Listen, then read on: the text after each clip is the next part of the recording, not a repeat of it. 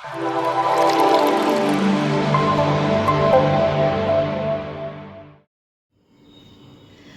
Friends, આપ જોઈ શકો છો કે અહીંયા મેં કાચા કેળા લીધેલા છે. તો હવે હું એની છાલ ઉતારી લઈશ, પછી આગળ જોઈએ કે આપણે કઈ રીતે કલવા બનાવીશું. તો અહીંયા મેં નાની સાઇઝના 5 જેટલા કેળા લીધા છે, એની છાલ ઉતારી લીધી છે અને હવે આપણે એને સુધારીશું. આમાં સુધારવામાં કાંઈ બીજું ટેકનિકલ નથી, પણ તમે આને ચિપ્સ કરતા હોય એટલા પાતળા નથી સુધારવાના. આપણે એને થોડા, તમે જોઈ શકો છો કે જાડી સાઇઝના રાખવાના છે, કારણ કે આપણે એને ડબલ ફ્રાય કરીશું. તો તમે એને સુધારતી વખતે એ ધ્યાન રાખજો કે આપણે થોડા એને મોટા સુધારીશું. મેં આ રીતે બધા જ કેળા મારા સુધારી લીધા છે. તમે કાચા કેળાની કોઈ પણ વસ્તુ કે કોઈ પણ વાનગી બનાવતા હશો તો મેક શ્યોર કે તમે એની છાલ ઉતારો અને તરત તમે એની પ્રોસિજર શરૂ કરી દો, બાકી એ કાળા પડવા માંડશે. એટલે તમે બધું જ હેન્ડી રાખજો. અહીંયા મેં તમે જોઈ શકો છો કે તેલ પણ મૂકી રાખેલું છે. આપણું તેલ ગરમ થાય એટલે આપણે એને તળવા મૂકી દઈશું. તો ફ્રેન્ડ્સ, અહીંયા મારું તેલ થઈ ગયું છે. આપણે એને સ્લો ફ્લેમ પર જ પહેલી વખતમાં તળીશું.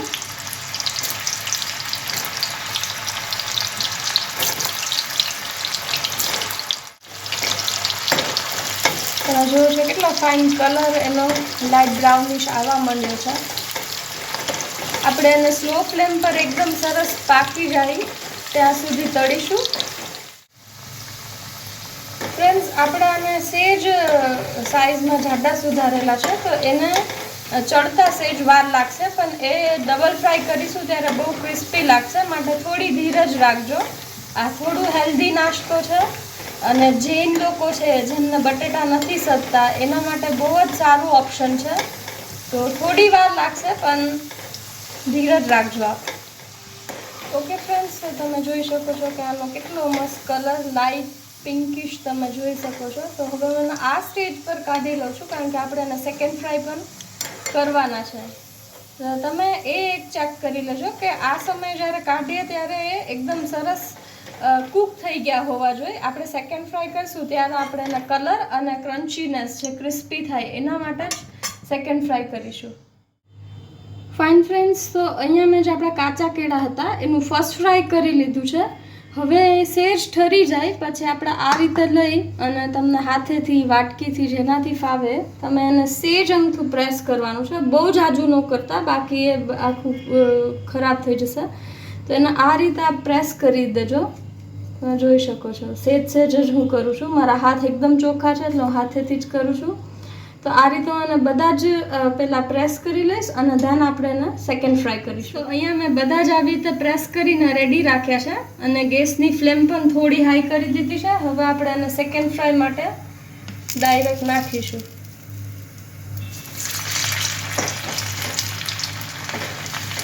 તો આ વખતે ફ્રેન્ડ્સ આપણે એને બહુ લાંબુ કૂક નથી કરવાનું. ક્રિસ્પીનેસ આવી જાય અને એકદમ ફાઇન કલર આવી જાય બ્રાઉનિશ, ત્યાં સુધી જ આપણે એને કૂક કરીશું. ફ્રેન્ડ્સ, તમારા ઘરમાં વધારે તમે મેમ્બર હોય કે કોઈ ગેસ્ટ આવવાનું હોય ને તમે એઝ અ સ્ટાર્ટર કે પછી તમે એના આ જમાડવાના હોય તો તમે આ અહીંયા સુધીનું કરીને રાખી શકો છો. પછી જ્યારે જમવા બેસવાના હોય ત્યારે તમારી જસ્ટ આનું સેકન્ડ ફ્રાય કરી અને સર્વ કરી શકો છો. તો તમારો ઘણો ટાઈમ પણ બચી જશે. તમે જોઈ શકો છો એનો કલર એકદમ મસ્ત આવી ગયો છે ડાર્ક. હવે આપણે એને કાઢી લઈએ.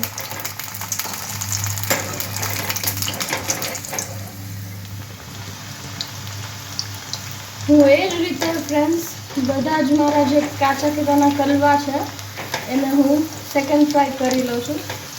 ઘણા લોકોને કદાચ આ નામ સાંભળીને થોડું નવાઈ લાગશે. મેં પણ જ્યારે પહેલી વાર સાંભળેલું ત્યારે મને નવું લાગેલું. તમે કદાચ આને બીજું કંઈ નામ આપી શકો, પણ હું તો એકદમ ગુજરાતી છું તો મને આ જ નામ બહુ સરસ લાગ્યું. કલવા કંઈક નવું પણ છે અને મજા આવે એવું છે. ઓકે ફ્રેન્ડ્સ, તો આપણે હવે જે આ કાચા કેળાના કલવા બનાવ્યા છે એના પર જે મસાલો છાંટવાનો છે એ રેડી કરી લઈએ. ડ્રાય મસાલો જ છે. તો સૌથી પહેલાં હું આમાં સોલ્ટ એડ કરું છું. ત્યારબાદ આપણું જે લાલ મરચું હોય છે તો થોડું જ એડ કરશું.